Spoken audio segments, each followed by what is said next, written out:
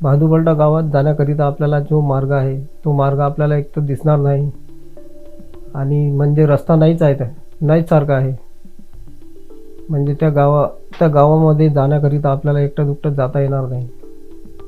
एकटं दुकटं जाता येणार तर नाहीच आणि जायचं असलं तर ग्रुपमध्ये जावं लागेल. कारण त्या जंगलामध्ये कधीही आपल्यावर हमला होऊ शकतो.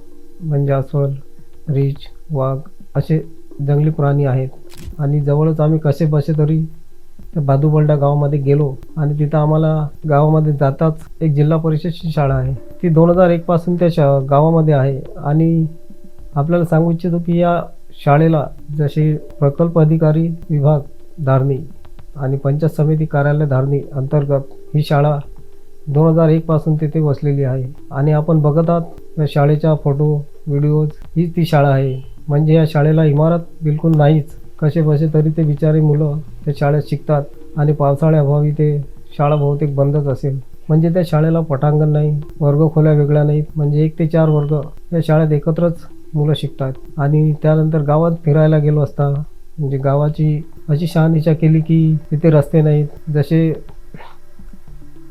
संविधानाने आपल्याला मूलभूत अधिकार दिले आहेत ते मूलभूत अधिकार तिथे काय आहे, कसे मिळतात हे बिलकुल नाहीच आहे.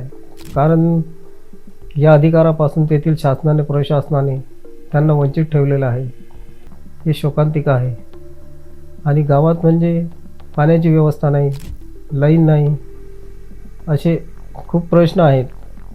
पाण्याकरिता 2 किलोमीटर अंतरावर जाऊन एक विहीर आहे. आपण बाजूला बघत आहात फोटोमध्ये ती विहीर आपल्याला दिसते. आणि हे ज्या वेळेसपासून हे गाव वसलेलं आहे, हे गाव त्या विहिरीतूनच आपला पाण्याचा गुजारा करतात. आणि काही मित्रांनी आम्हाला सांगितलं की ह्या गावात अनेक समस्या आहेत. समस्या म्हणजे अशा की ही जी वर्गखोली आहे, ही वर्गखोली एक भाडे तत्वावर आहे. हे जे महिला आपल्याला सांगित आहेत, ज्या महिलांची ती वर्गखोली आहे. आणि ज्या वेळेसपासून हे जिल्हा परिषद शाळा इथे सुरू झाली, या जिल्हा परिषद शाळेचं भाडे तत्वावर त्यांनी असा तोंडी आश्वासन देऊन करार केला. पण आजपर्यंत त्या महिलाला त्या शाळेचे किंवा त्या खोलीचे तिला 1 रुपया भाड़ा पण भेटलेला नहीं है। पहले तो ऐसे ही मिला, ऐसे दिए हमने कि बच्चे सब लोग आ रहे उधर से, तो कोई ये बनाने के लिए कोई राजी नहीं रहा, सिर्फ हमारे घर के लोग बनाए। अब बच्चे जब भी गाँव है तो बच्चा पढ़ाएंगे करके।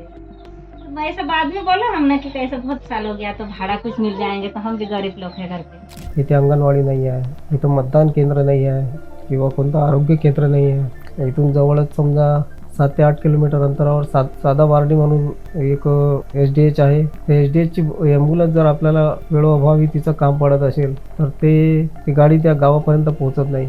म्हणजे त्यांचं असं असते की तुम्ही जो कोणी पेशंट असेल त्या पेशंटला तुम्ही ह्या रोडपर्यंत घेऊन या, म्हणजे भामादेवी रोडपर्यंत, हिबामाल रोडपर्यंत। त्यावेळेस आम्ही त्या ॲम्ब्युलन्समध्ये त्या पेशंटला नेऊन सादा बर्डी या गावी घेऊन SDH मध्ये घेऊन जाऊ, अशी हाल अपेष्टा त्या गावाची आहे। आभार भारत न्यूज, रामदास शिवराळे।